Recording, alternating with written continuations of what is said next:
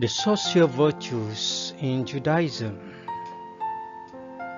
So this slide will discuss the social virtues in Judaism.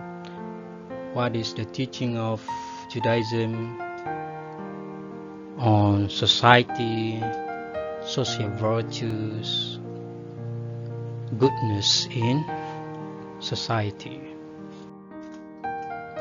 The social virtues.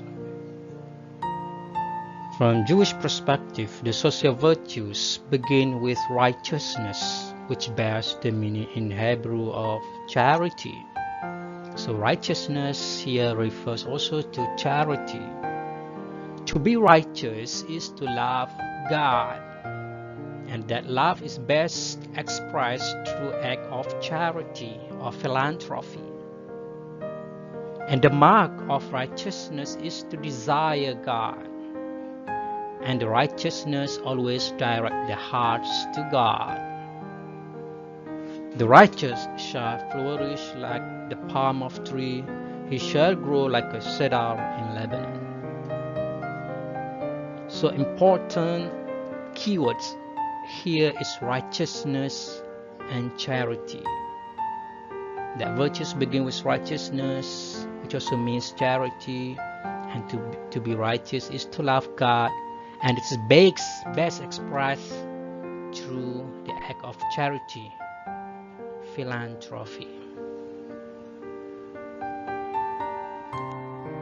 In Judaism, charity and righteousness are called by the one and same word, sadaqah, or zadaqah.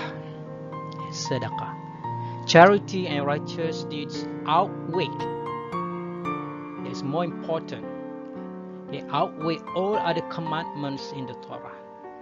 Acts of charity are to be conducted with dignity and respect for the poor. So you can see Isaiah 58:10-12.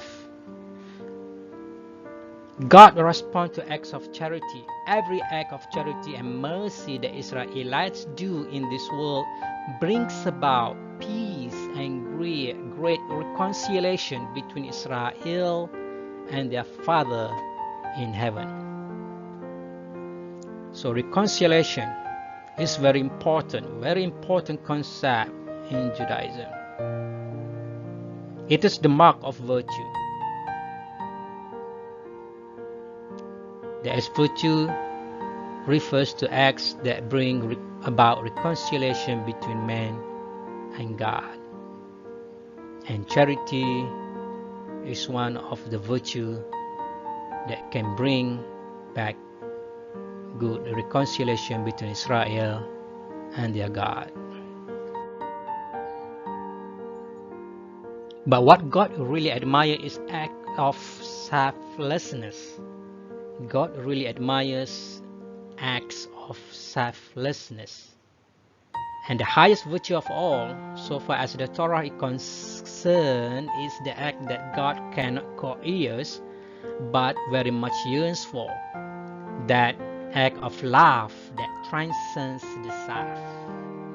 So again, God really admires the act of selflessness, but the highest one is the act of love that transcends the self. Virtue begins in obedience to the Torah, but reaches its pinnacle through deeds beyond the strict requirement of the Torah, and even the limits of the law altogether. So to understand how sages make their statement, we have to keep in mind two facts.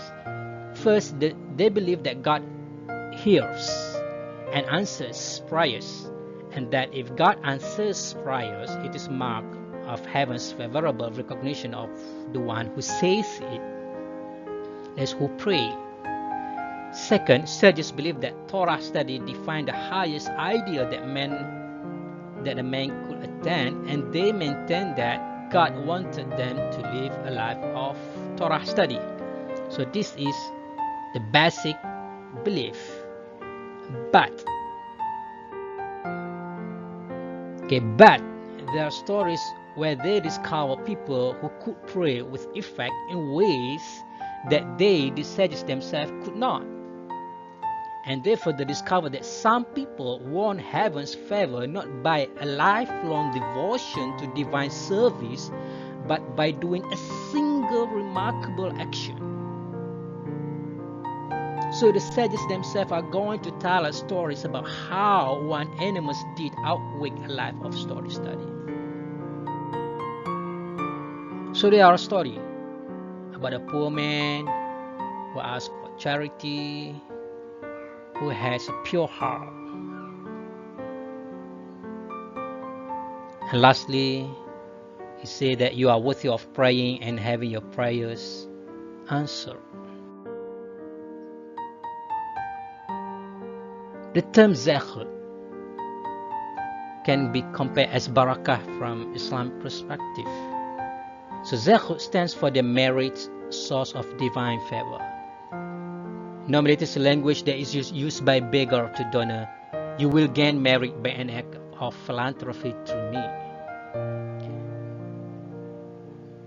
So the point itself evidently a reference to the possession of entitlement of supernatural favor, and it is gained through this that the law of the Torah can require but must favor what one does on one's own volition beyond the measure of the law. The sin is what one has done by one's own volition beyond on limit of the law. That is the sin, different from virtue. So an act of that generates zahud for the individual is the counterpart of the opposite.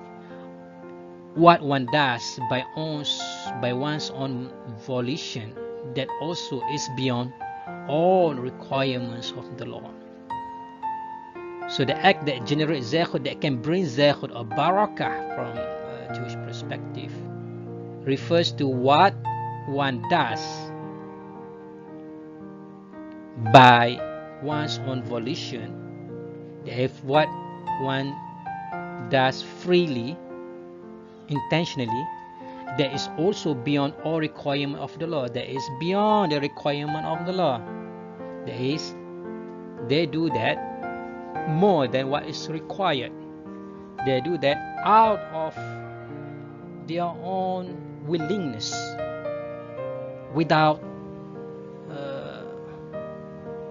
force, without compulsion. So this is the second story about the pious man who prayed, then his prayer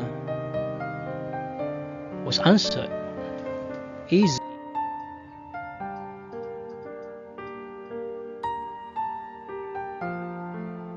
Who has a pure heart,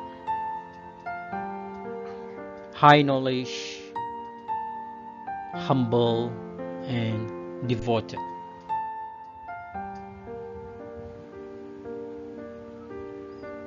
And lastly, the story says that the rabbi admit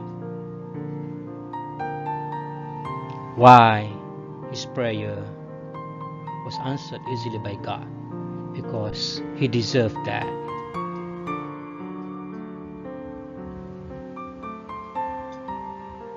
So the pious man finally enjoys the recognition of the sages by reason of his life open heaven, able as he is to pray and bring rain. So again, the question is about zahud. What is zahud?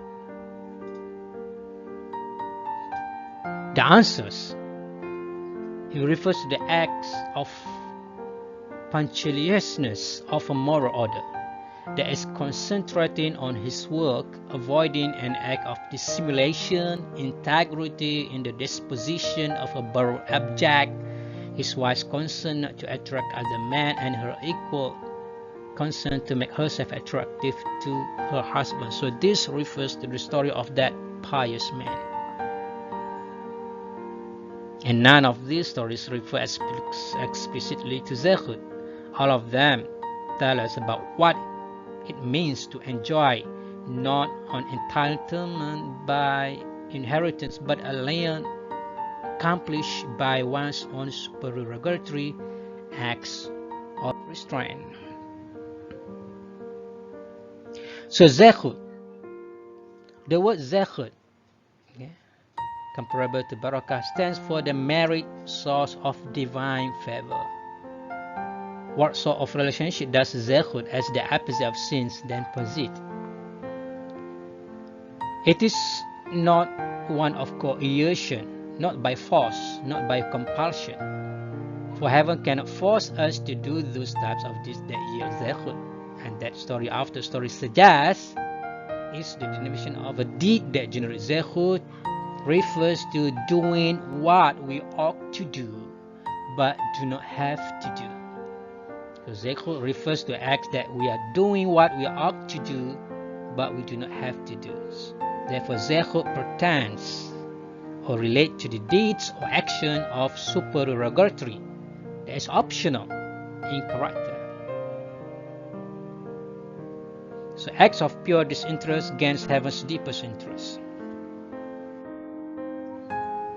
So the opposite to zehut, the opposite to virtue are like arrogance and losing one's temper.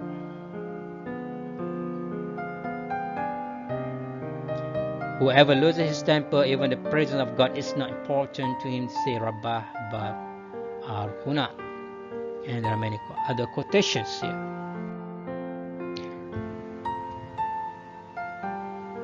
So the highest virtue is good will.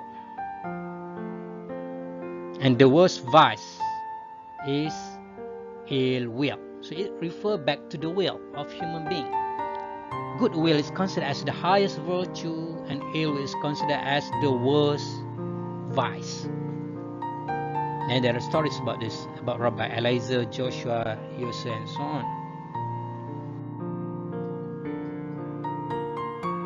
Where their teacher, their sages prefer the answer about good will and bad will as the best and the worst action, virtue and vice.